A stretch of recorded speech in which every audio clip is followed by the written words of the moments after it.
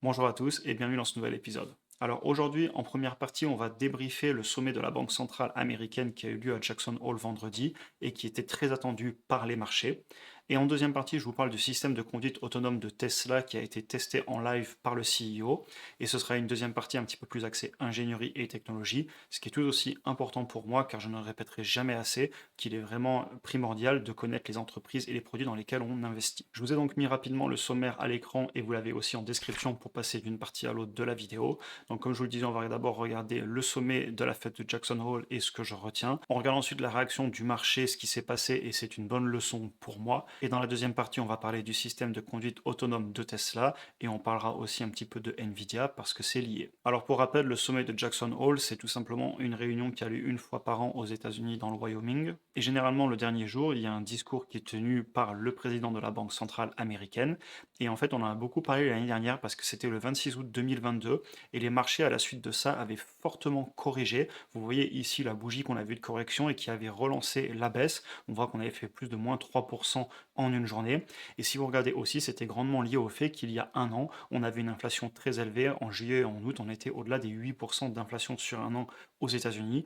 Et si vous vous rappelez, il y a un an, c'était clairement une journée qui avait fait beaucoup de bruit. Donc dans les grandes lignes, même si l'inflation a reculé depuis les plus hauts, et on a une évolution qui est plutôt positive et bienvenue, eh bien elle reste très élevée. Ça, c'est des commentaires directs de Jérôme Powell que j'ai traduits en français. Donc c'est précisément ce que je vous montrais avant. Clairement, l'inflation a fortement corrigé et donc c'est une bonne nouvelle. Cependant, elle est encore élevée parce qu'elle est au-delà des 2% qui est la cible de la Banque centrale américaine. Et pour rappel, la Banque centrale américaine a un dual mandate, donc un mandat double, et les objectifs donc, de la politique monétaire de la Réserve fédérale ou de la Fed, c'est de favoriser les conditions économiques pour permettre à la fois d'avoir des prix stables, ce qui n'est pas le cas quand on a de l'inflation, comme on le voit sur le tableau juste au-dessus, et aussi un emploi durable maximal. Et l'emploi se porte bien aux États-Unis en ce moment, donc clairement, ce qu'ils doivent combattre avant tout, c'est l'inflation, c'est leur mission. Il a donc ensuite précisé qu'ils sont prêts à augmenter les taux directeurs encore si nécessaire, et ils ont l'intention de maintenir une politique assez restrictive jusqu'à qu'ils voient vraiment que l'inflation baisse de façon durable vers leurs objectifs.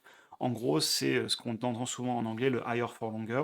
Ils pensent simplement que les taux vont rester assez élevés, entre 4 et 5% pendant encore longtemps, et ils disent qu'ils n'ont pas prévu de les baisser le mois prochain, par exemple. C'est le discours qui tient actuellement, et donc c'est très important pour les marchés. On verra dans le futur ce qu'ils diront, mais là, c'est l'état actuel des choses. Ils ont aussi dit que les chiffres mensuels inférieurs de l'inflation en juin et juillet, c'était très positif, mais que seulement 2 mois de données, c'est que le début, et 2 mois, ce n'est pas assez, et qu'il faudra donc renforcer la confiance dans le fait que l'inflation baisse de façon durable vers leur objectif qui est donc de 2%.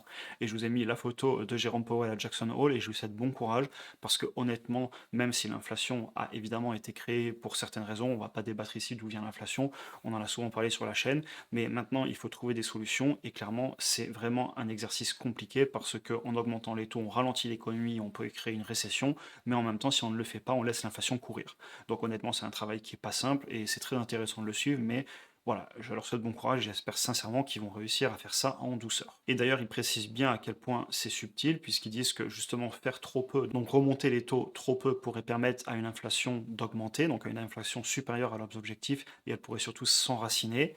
Et à terme, ça pourrait faire qu'ils augmentent encore les taux, qu'ils combattent encore plus fortement l'inflation, et que justement, ça crée des problèmes économiques et que ça détruise de l'emploi, etc. C'est ce que je vous disais juste avant, il y a un équilibre à trouver qui n'est pas simple du tout. Et donc voilà, en faire trop et augmenter les taux trop vite pour baisser l'inflation trop vite pourrait clairement nuire inutilement à l'économie. Et la dernière phrase qu'il a prononcée, c'est comme c'est souvent le cas, nous naviguons avec les étoiles, mais sous un ciel nuageux. Et ce que je comprends par là, c'est que c'est pas du tout facile de diriger le bateau parce qu'ils n'ont pas toutes les informations, ils reçoivent beaucoup d'informations et du coup, à mon avis, ils veulent vraiment accumuler des données sur le long terme, sur plusieurs mois pour confirmer ce qu'ils voient parce qu'ils n'ont pas d'indicateur clair et parfait. Donc c'est un travail subtil et ils ne baisseront pas les taux tant qu'ils ne seront pas certains ou tant qu'il n'y aura pas un problème dans le système. Ça aussi, c'est une petite aparté que je fais, c'est-à-dire qu'ils tiennent ce discours actuellement parce que l'économie se porte bien, l'emploi se porte bien. Si l'économie et l'emploi se met à aller mal d'un coup, peut-être que ce genre de discours va changer. Mais ça, on ne le sait pas, c'est de la spéculation. Ici, je vous dis juste ce qui a été dit. Maintenant, la question, c'est comment a réagi le marché à ça. Et là, pour moi, il y a clairement une bonne leçon. Parce qu'il y avait énormément d'attentes quant à la réaction du marché. On a vu beaucoup d'articles de journaux passés, etc., beaucoup de spéculations à la hausse ou à la baisse. D'ailleurs, j'avais hésité à en parler dans la vidéo de mercredi, à dire qu'on attendait ce discours. Finalement, je ne l'ai pas fait parce qu'au final, même si on attend le discours, on ne peut jamais prévoir ce que le marché va faire. Et ça, clairement, on l'a vu puisque, ben, au final, le marché, il n'a pas spécialement réagi. Et ça m'amène à dire que suivre l'économie, c'est important pour ben, les actions individuelles, les grands cycles économiques, l'immobilier, est-ce que c'est cher de faire de la dette en ce moment ou pas. Mais de façon générale, pour l'investissement au quotidien, on ne sait pas vraiment ce que le marché va faire. Mister Market, sur le court terme, il donne le prix qu'il veut aux actifs. Ce n'est que de l'offre et de la demande. Et seulement sur le long terme, pour moi, le prix des actifs revient aux fondamentaux. Ça, c'est quelque chose que je répète souvent sur la chaîne. Et donc, du coup, c'est aussi pour ça qu'au quotidien, je me concentre sur ce que je peux contrôler. Je ne vais pas m'inquiéter des choses que je ne contrôle pas. La bourse peut très bien baisser fortement demain s'il y a une catastrophe, un gros problème, et personne ne l'aura vu venir. Donc, je préfère personnellement bien, gérer mes finances, augmenter mes revenus pour avoir toujours plus d'argent à investir, et tout simplement pour pouvoir gagner en indépendance. C'est-à-dire que le plus on investit d'argent et le plus on a de choix dans la vie. Comme je le répète souvent, c'est la possibilité de dire oui, mais aussi et surtout avoir la possibilité de dire non à des choses qu'on ne veut pas faire. Quand on commence à avoir un patrimoine et un capital investi assez conséquent, si quelque chose ne va pas au travail, on peut démissionner, on peut rebondir, on peut voyager, on peut décider de tout plaquer pour aller faire un tour du monde, mais ça on peut que si on a mis les bonnes actions en place, qu'on a commencé à bien se gérer. Et donc voilà, au quotidien, je vais vraiment me concentrer sur ce que je contrôle. Donc gérer mes finances, augmenter mes revenus, investir tout en profitant évidemment de la vie. Il y a un équilibre à trouver, ça c'est ce que je défends aussi comme idée.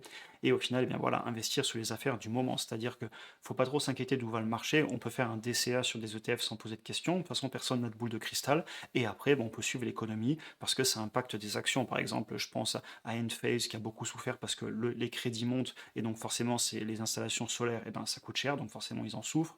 On peut penser à l'industrie qui va souffrir parce qu'il faut réinvestir de l'argent en capex. Donc voilà, l'économie a des impacts sur les entreprises individuelles, mais de façon générale, on ne va pas trop se concentrer là-dessus parce qu'on ne peut pas savoir ce qui va se passer en bourse. Par contre, trouver des bonnes entreprises de qualité, faire du DCA sur les ETF, ça c'est des choses qu'on contrôle et qu'il faut pour moi faire. Et toutes ces idées, cette philosophie, je la partage notamment sur le programme sur la bourse et les finances personnelles. C'est vrai que j'en parle assez rarement et du coup je veux aussi en profiter pour remercier les personnes qui ont déjà rejoint le programme pour leur confiance, leur retour positif, etc. Et sachez aussi qu'il y a pour quelques jours un code promo de moins 30% sur le programme pour ceux que ça pourrait intéresser. Alors j'en parle pas souvent sur la chaîne et je vais pas vous en parler longtemps dans cette vidéo, vous inquiétez pas. Mais voilà, pour ceux que ça pourrait intéresser, n'hésitez pas à m'en parler, notamment sur Instagram si vous avez des questions, je serai là pour vous répondre. Et pour ceux que ça pourrait intéresser, voilà, il y a un code promo, vous l'aurez aussi en description et je vais aussi en parler sur Instagram. Et sachez aussi que je fais ça notamment parce qu'en fait le prix va augmenter par la suite car j'ai du nouveau contenu exclusif qui va arriver dans le programme, que je vais travailler, qui arrivera dans les prochains mois. Et donc c'est une dernière opportunité que je fais pour les personnes qui voudraient rentrer dans le programme.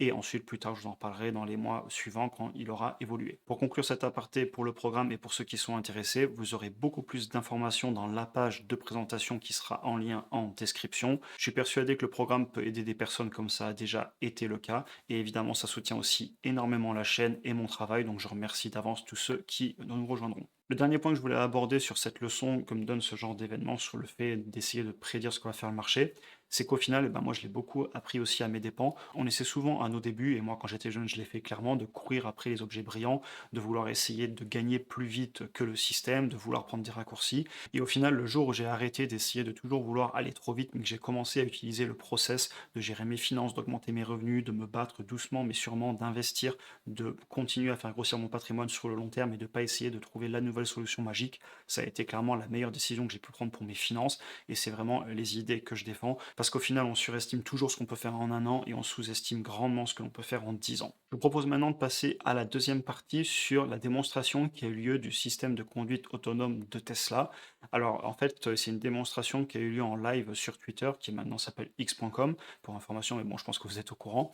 Et en fait donc c'est le FSD 12, donc FSD c'est Full Self Driving, donc en fait c'est la conduite autonome et c'est une conduite autonome qui maintenant est basée complètement sur le AGI. Donc le AGI c'est Artificial General Intelligence, donc en fait c'est de l'intelligence artificielle généralisée. Alors on ne va pas trop rentrer dans les aspects techniques dans cette vidéo, mais clairement je vous invite à aller la regarder. Alors c'est un peu long, il y en a pour 45 minutes, mais elle est extrêmement intéressante cette vidéo. Il parle beaucoup de points techniques tout en voyant la voiture qui se conduit toute seule, c'est bluffant.